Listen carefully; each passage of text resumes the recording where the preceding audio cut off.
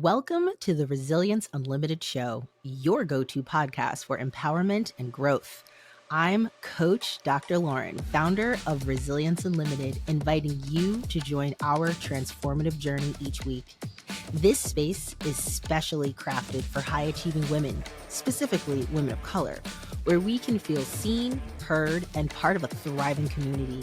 This podcast is your compass for emotional regulation, understanding your purpose, and living unapologetically authentic. Ready to invest in yourself?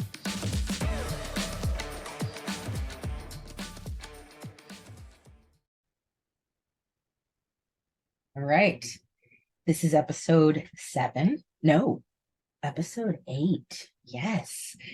So if you are listening to this live, it is January 2nd of 2024. And I want to say Happy New Year to you. And I think that this episode is totally fitting because everybody always has New Year's resolutions. Everybody's always trying to, regenerate their energy, focus on their goals, all of those things. And I think what is critical is you can't navigate that energy and those goals if you don't really have a real plan. You can stick to something for a few days, but I mean, where's the grit? Where's the discipline? Where's the consistency? So today's episode, I will be delving into the 15 ways to find your energy. Okay. Now, I really want to ask these opening questions for you to really consider. I definitely feel like, at least in American culture, we are always in that hustle and bustle. We're always like, oh my God, I'm so tired, especially if you're a parent.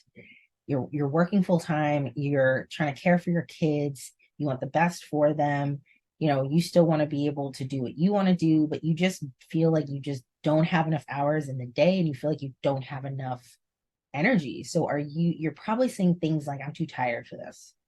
It's been a long day, or I don't have enough energy for that, or I'm completely drained from fill in the blank, whatever it is. I'm drained from work. I'm drained from parenting. And I'm by no means sitting here saying, let's have toxic positivity. No, I don't believe in that. I actually lived in toxic positivity for probably about 6 months when I had a coach that was extremely toxic. And all she cared about was my money, did not care about anything in my business and where it was going. And I was really looking for guidance. So anything that she gave me, I was taking. And it was completely derailing me from true authenticity of really finding what energized me.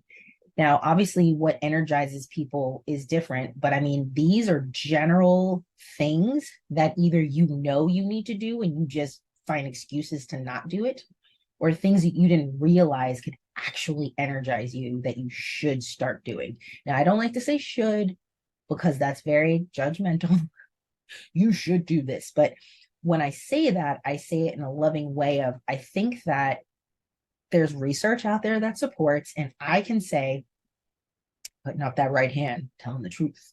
This is my story, and I have struggled with a lot of things that I am sharing in this Resilience Unlimited show that I feel have truly benefited me, and I feel benefit clients I work with. And I want this to resonate with you too. So last episode 6, back in 2023, even though I'm recording this still in 2023, but you're listening to this live or in 2024. So last episode was focused on success. What does success look like to you? Now, I'm convinced that if you don't have your core values together, if you don't really know what your success looks like, what your why is in life, you're not moving with a purpose, and you're constantly going to be burnt out because you're just on this wheel of, I get up, I go to work, I pay my bills, I have to have groceries in the house. If you have kids, and that's a whole other wheel of exhaustion, you're just human being rather than human doing.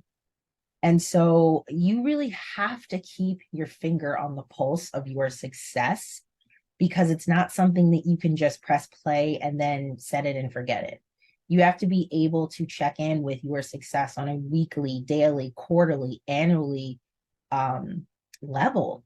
You know, you need to know, like, am I moving forward in life? Am I moving towards the things that energize me, not the things that burn us out? And when we get into probably our late 20s, early 30s, that's really when the burnout is real. Like, you're like, shit, I am tired of adulting right now. This is exhausting. And what's the point of doing this? So, to relate this to me, I said my 5 pillars of success, which, by the way, I did every year. I always have um, a rapid planning movement goal setting sheet. And so I do this for my personal goals, and then my husband and I do it at the end of the calendar year to really reset for next year. So did we achieve our goals last year? What are things we want to work towards? All of these things. And we have our own pillars, our own mission and vision for our marriage. Like, we've done the legwork. So now it's kind of just on like autoplay of like, all right, let's look at last year. We do it collectively and we do it individually that supports our marriage. And you have to work at these things. So I just did my success pillars for my RPM for 2024. So I broke it down with my marriage, 3 goals, 2 massive actions per goal. So marriage, motherhood, physical, mental, and spiritual health, healthy relationships, and my business. Okay, so those are the 5 pillars for me that equate to success. So my 4th year of teaching, I was working in a specialized private school. I was commuting. I've had the worst commutes now that I think about it. So I live in Maryland. I live in the DMV area. And so I was living in the suburbs of Maryland at the time, commuting into DC, and it was awful. It was just awful. And I had massive responsibilities as a lead teacher, working with these special ed kids who were functioning 2 to 3 grades lower than where they were. And I was hired because of my Orton Gillingham certification. So, I had the stress of getting these kids, not on grade level, but getting them moving towards, where they were in the beginning of the year, where can they be at the end of the year? Really high paying tuition paying parents. I'm talking at the time, $40,000 a year for elementary school. The pressure was on. I had an associate teacher that depended on lesson plans because she was helping me with my code groups. I had a fucking student teacher that definitely was not the job description when I interviewed, but I had a student teacher from American University that I was responsible for and had no idea until like the first week of me working there. And I was like, holy shit, how am I supposed to do this? So I, at that time, had to use my innate leadership skills, but I hadn't managed teachers before. I hadn't trained teachers. As a matter of fact, I was trying to manage my own damn classroom. And on top of that, I was writing 14 lesson plans a day. And it was stressful because these kids had such severe needs that I couldn't just have like 3 plans and kind of rinse and repeat. I mean, they were so specialized because of their cognitive abilities and where they were with their language disabilities. I mean, it was exhausting. And I legit had no personal life, none. So at that point in my life, I wasn't successful in my current definition of success at all. So maybe the only thing I was successful in and happy with, and I really couldn't truly be happy with, was my physical health. No matter what, I would always get to the gym. I don't know how many days a week I was working out, but that was my only outlet. And I had no time to date. I had no time to go out. I mean, I would literally, it would take me 90 minutes sometimes to get home from the DC traffic. I would go to the gym. I'd come home and make dinner, and I would lesson plan, and I would go to bed, and I was living off of like 4 or 5 hours of sleep. It was miserable. So then fast forward to my 6th year into teaching. Okay, so I was now in public school. My commute was 10 minutes away. I was married. I became a mother. I was currently working on my doctorate degree. So right there, it's like, oh man, 2 years went by. She's real successful, right? Yeah, no, I was just hitting 2 areas of those success pillars. Okay, so I was married and now I was a mother. Okay, and those are just titles, but what does success look like in that? So there was like little to no personal growth, and my relationships at that point were really rocky.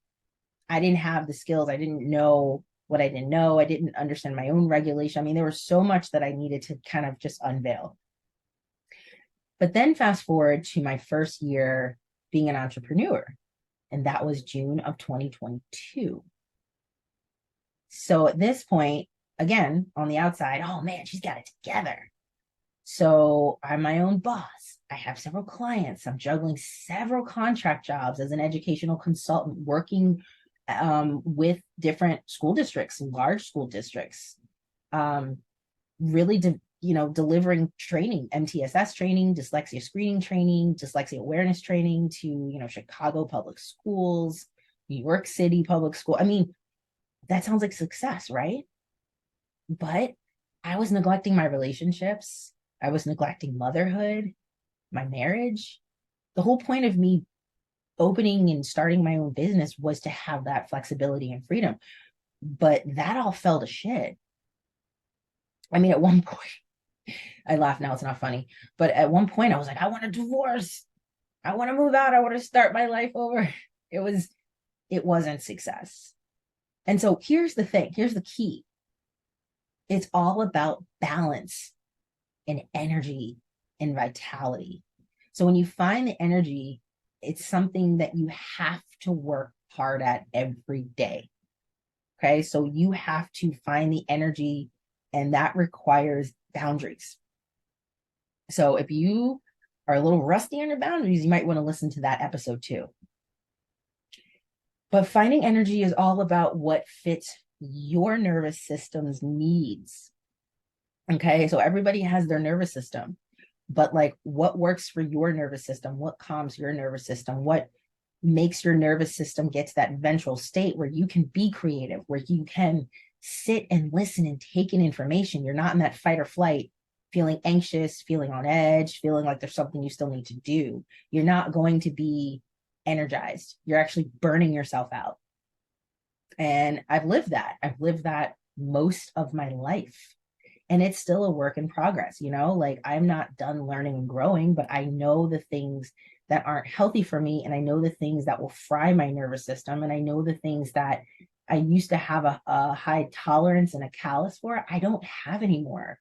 If I get near someone who I knew was toxic years ago and I'm around them now and they're the same person, I'm not. So I'm very sensitive to that toxicity. So I need to then equip myself to have my boundaries around that.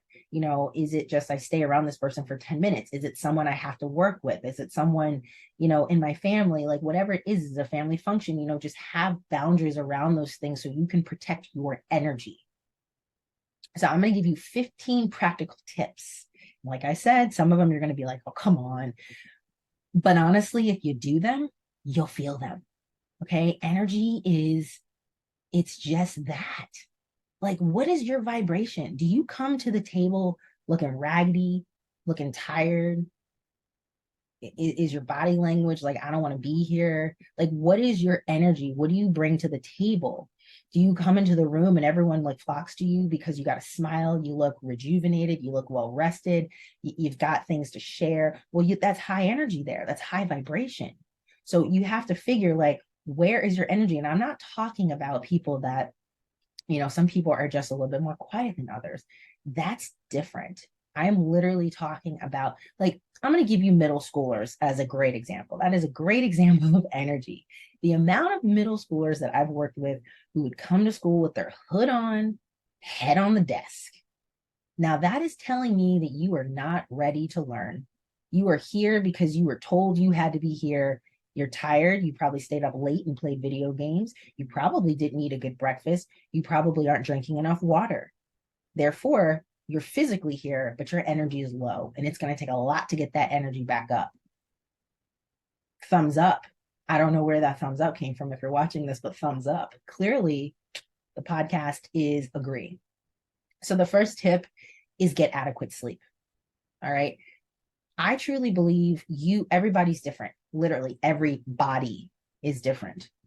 But you've got to ensure that you're getting enough quality sleep. Lack of sleep can significantly impact your cognitive function and your mental energy. So I know some jobs demand that you get 30 seconds of sleep. I couldn't do it. I mean, honestly, if I don't get 7 to 8 hours of sleep a night, it's going to be rough. Really going to be rough. And because I think I exert so much energy, because I have so much fire in me, I'm always thinking, I'm always, burning calories in the brain, if you will. I, if I don't, if I don't watch my energy, I get burnt out pretty quickly and I have to take a nap. I mean, it's crazy now that I'm so in tune with my body now, where I'm like, okay, what did I do today to feel so exhausted by 2 p.m.? Or what didn't I do today and I have more energy at 2 p.m.? So know what kind of sleep you need so you can recharge your body, because your body is recharging itself when it sleeps. Whether you believe it or not, it is. There's sleep studies on this.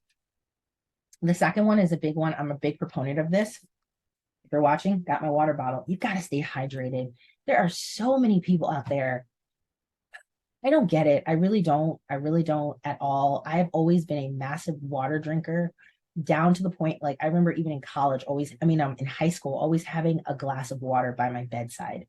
Go to the bathroom in the middle of the night. I still chug water before I go to bed. I don't know. I just feel better when there's water in my body. And so if we're not drinking enough, our muscles are really tense, our skin is really, it's just not healthy, it's dry. Think about your brain, your body is made up of water. So if you're depleting your body and your brain of water, you're going to have a tough time. You're going to have brain fog, you're going to be irritable, you're probably going to have a lot of cotton mouth. I mean, it's just important to make sure that you are getting your proper intake. Now, I don't know what the standard water intake is. I try to drink at least half of my body's weight in ounces, but that's just me. And I feel when my body isn't getting that amount, because in the wintertime, it's harder for me to drink that much water because I'm not really sweating.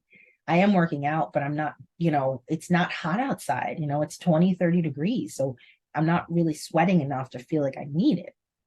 But you have to really make sure you're getting enough water. Okay.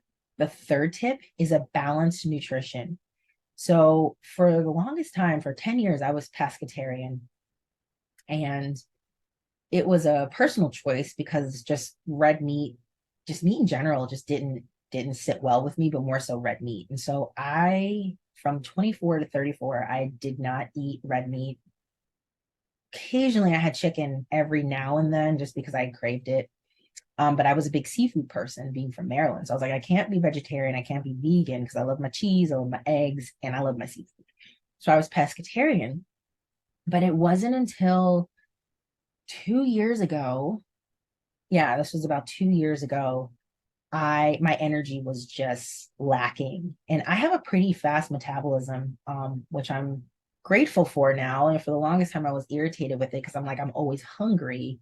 And I know that I work out a lot, but I mean, I thought the older you get, your metabolism slows down. But I guess my metabolism, my body is really on a routine. So I was starving all the time. And so between my commute and coming home and making dinner for the family and making sure my kids had what they needed and packing lunches, I found myself just like I couldn't think of meals anymore because my energy was so low and the brain fog was so prevalent that one day it dawned on me. I said, I'm just going to go back to eating meat because I just need that instant protein. I don't want to have to think of all these variety vegan, vegetarian meals. I'm just going to do it. And so now, 2 years in, I have a more balanced diet for my body where I am now. Those 10 years, maybe that's what I needed to sustain myself because I didn't have all the balls in the air of, being married and worrying about kids. And I have like a fucking zoo in this house. I have like 3 animals here. So, I mean, it's just like a lot of people depend on me. So you have to find the balanced nutrition that works for you, but you have to make sure that you are fueling your body in a way that works for you. I mean, think about a car. You want to put in the best kind of gas to make sure it runs smoothly.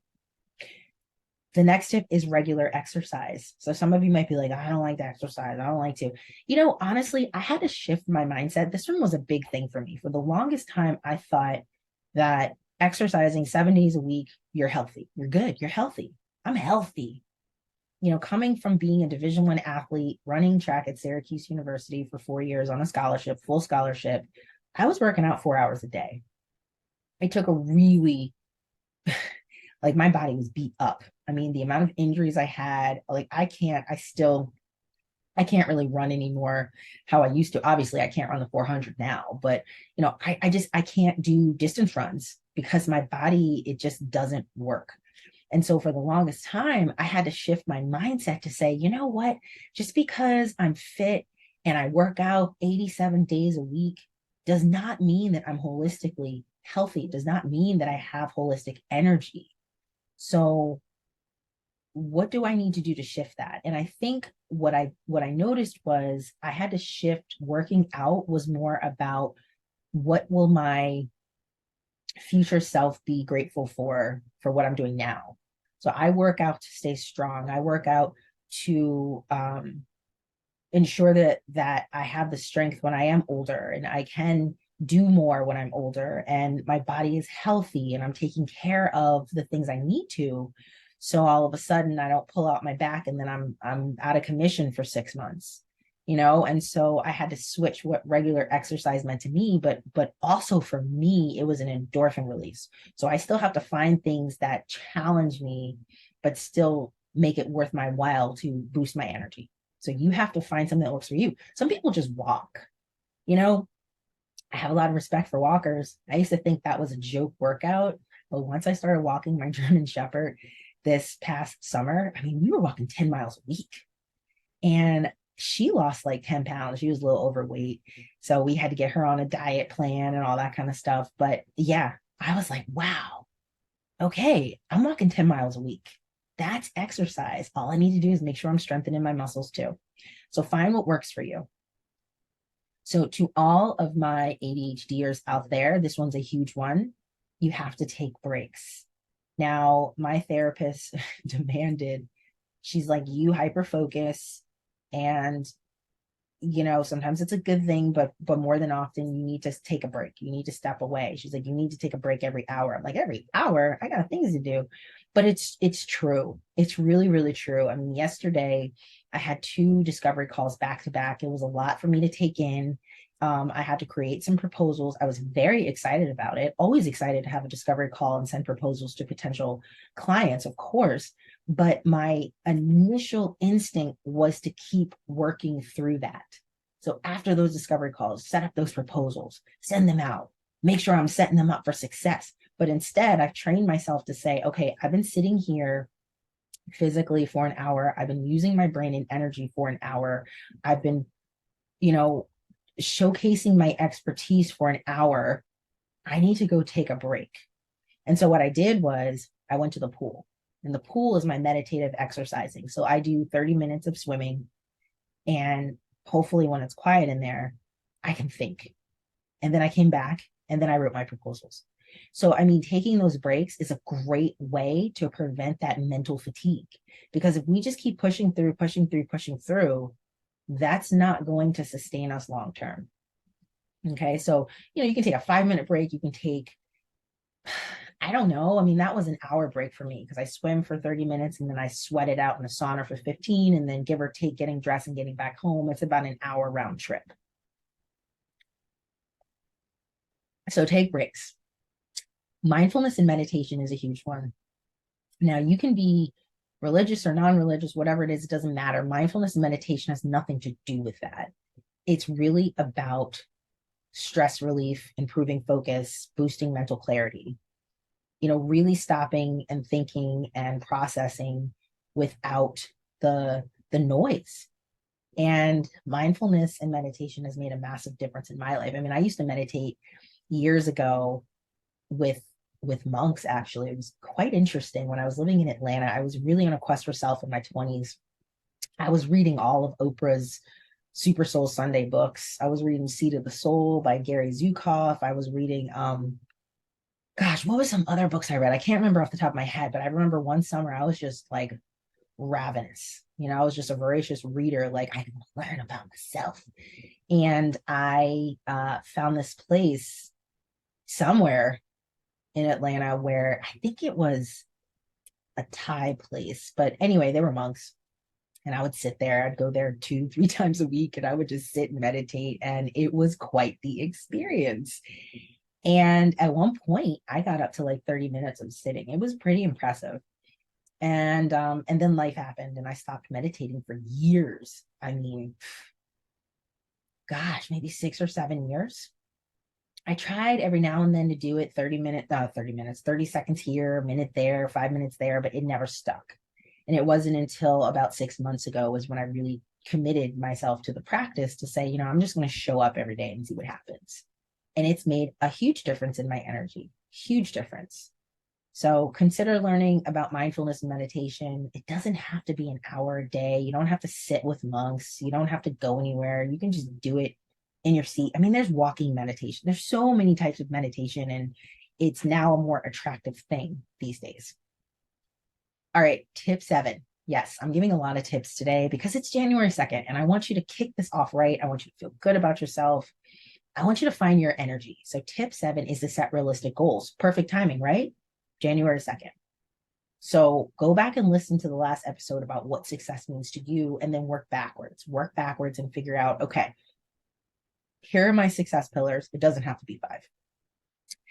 And what goals do I want to achieve within these success pillars, and how do I make it happen? Well, first of all, what are the goals? What's the purpose? And how do I make these happen? And it's just as simple as that. And then you just build out and work towards that. When you can wake up every morning and know that you're aiming towards something, you feel good. You're excited to get out of bed. You're not interested in hitting that snooze button and rolling over and sleeping for another half hour to hit that snooze button again. You're like, time is of the essence. So set realistic goals. The 8th tip is to prioritize and organize. So again, with my ADHD friends out there, prioritizing and organizing can be extremely overwhelming. I can speak from personal experience. You think everything is important. You have a hard time with that executive functioning. So you're like, but I got to go grocery shop. I got to walk the dog. I got to plan this podcast episode. I got to record the podcast episode. I got to edit the podcast episode. I got to upload the podcast. I mean, that's what goes on in my head. I don't need to get 18 podcast episodes recorded, edited, uploaded, and scheduled in 5 minutes. It's just not reasonable. So you have to zoom out and say, okay, let's prioritize what needs to be done this week, what needs to be done today, what needs to be done this month. And so when you can do that, you're actually like realizing you're reducing that mental clutter, and you can really enhance that focus. Tip 9, socialize and connect. So for my introverted friends out there, it's always good to still find maybe one social thing a week to do. But for me, as the extrovert, I actually have to be very careful with who I socialize and connect with, because I get so overwhelmed with meeting so many people, like the excitement and the thoughts and the potential connections, business connections, personal connections, whatever it is, starts percolating. And I'm not, first of all, being present. I'm not prioritizing, the purpose of this. And I don't mean like transactional, but I have learned that I don't need to take in everything. So I have to find meaningful conversations and build a supportive network and nurture those. And socializing and networking and connecting is really, really important for everyone. I mean, we're social beings. We weren't meant to be hermits. We were meant to socialize and connect. Tip 10, learn something new, right? Like, we want to learn every day. And maybe you're like, I can't stand those people that are like, oh, I went to college, that's it. I haven't learned anything in 15 years. What? Well, you're stifling yourself completely. Maybe you're learning something from your spouse. Maybe you're learning how to love. Maybe you're learning how to listen. Maybe you're learning how to improve your health. There's always something to learn. It doesn't have to be a formal class. You don't have to go to a formal school or get a formal degree. You can learn on so many different platforms. You can learn on a podcast. You can learn in an audiobook. You can learn on YouTube. I mean, there's just so much to say about learning. And there's so much to say about people who say that they haven't learned anything in a long time. I'm constantly learning. I'm learning how to be more generous watching my 5-year-old grab candy from her Halloween basket to give to her bus driver.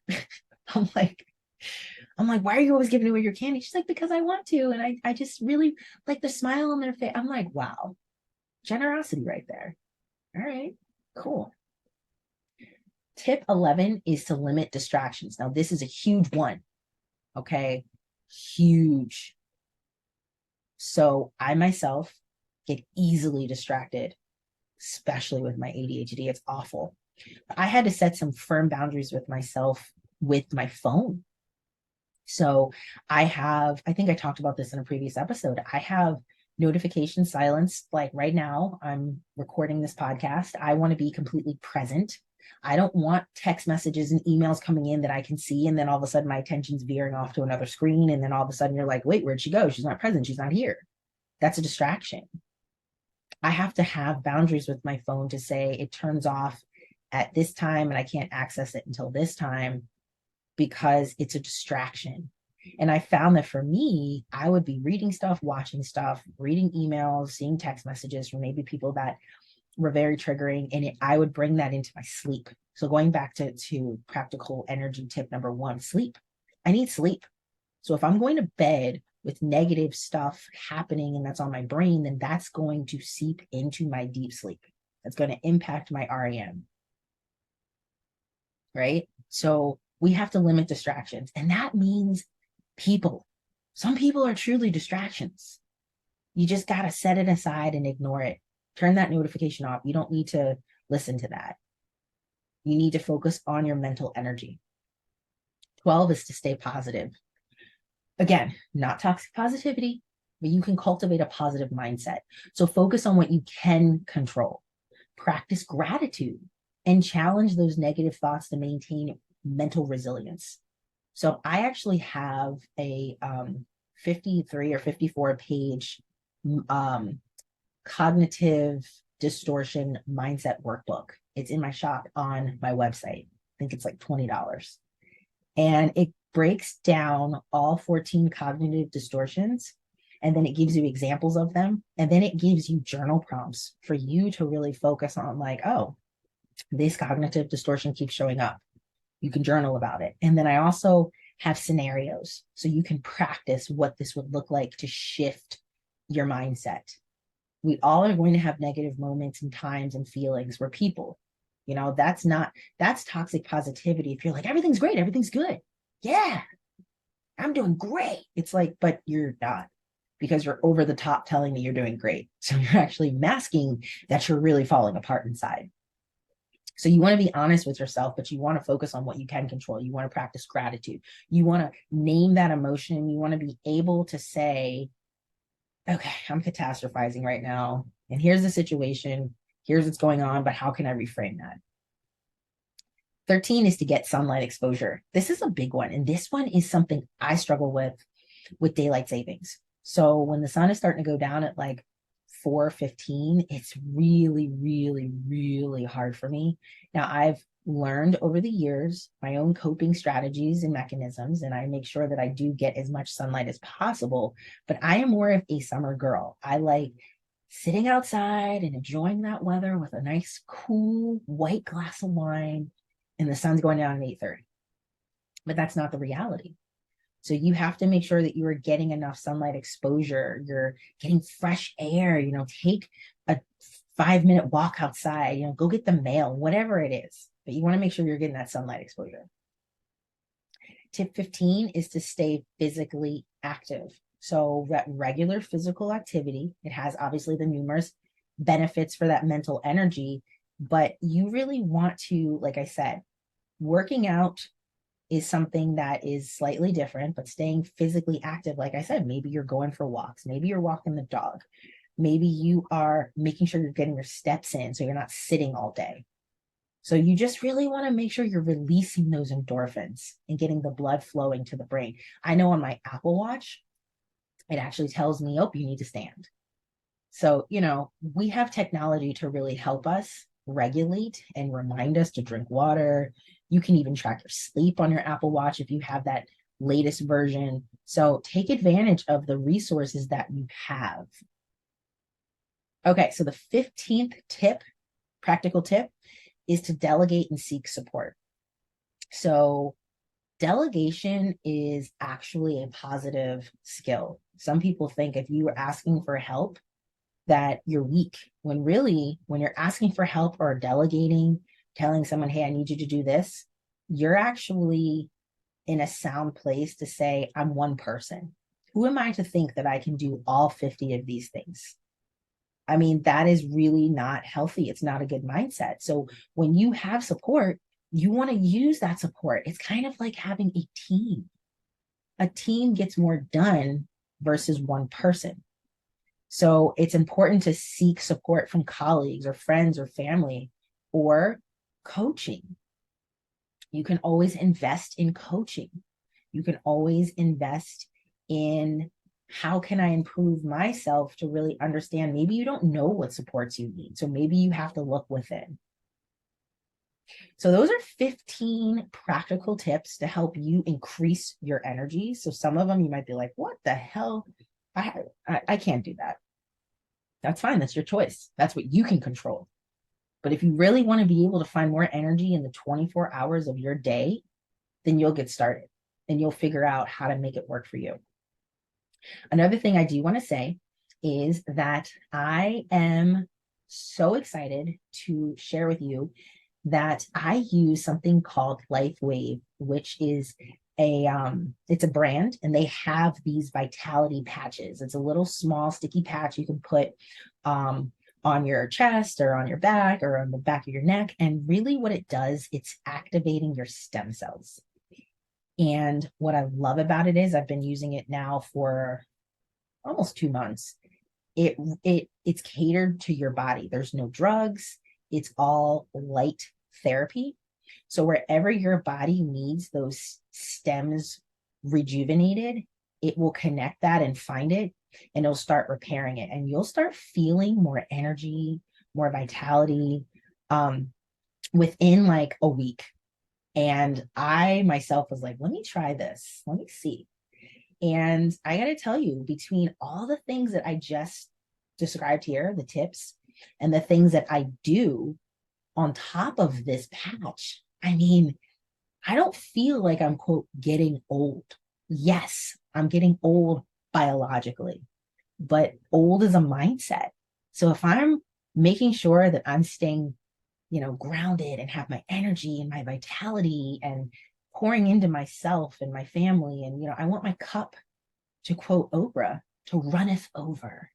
So if you're interested in learning more about these vitality life patches, be sure to click the link in the bio and it'll give you all the information about how the technology works. Again, there's no drugs, there's nothing you're inserting. It's literally like a little sticker you put on your body.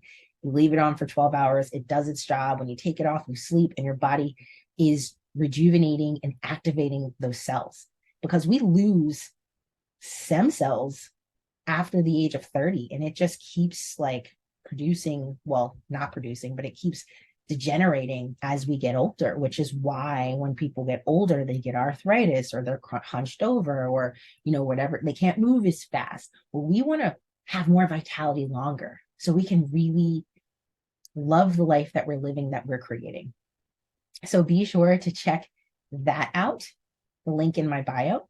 And then also, of course, as always, if you're interested in investing in yourself, you can always delve into how you can become the best version of yourself, and you can book a free discovery call. So I do have 2 different discovery calls. So if you're listening as a parent who is interested in some educational therapy services or really want to learn more about that, please hop on a discovery call. So it will prompt you with questions. If those questions don't align with what you thought it was or what you're looking for, you're probably in the wrong place.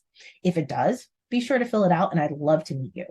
If you're looking for coaching, you're going to click the other discovery call link, and that is focused more on the coaching. So I have the group Elevate Her coaching, and that is $99 a month for 6 months. And you can click that link and it will show you all of the things that you get within that 6-month coaching program. And then I also have the Illuminate Her one-to-one. So you and I will be working specifically on your goals and getting you the desired outcome that you so deserve to have. And that one is $999 a month for a 6-month period. So I look forward to meeting you, hearing more from you. I'd love to support you in your journey. And I really hope you found this episode very energizing. And I hope to hear more from you about how your energy journey is going. So I will see you all next week. Thank you for joining us this week on the Resilience Unlimited show. Be sure to hit subscribe wherever you get your podcasts. Subscribe on our YouTube channel and follow us on social media. See you next week, divas. And don't forget, stay resilient.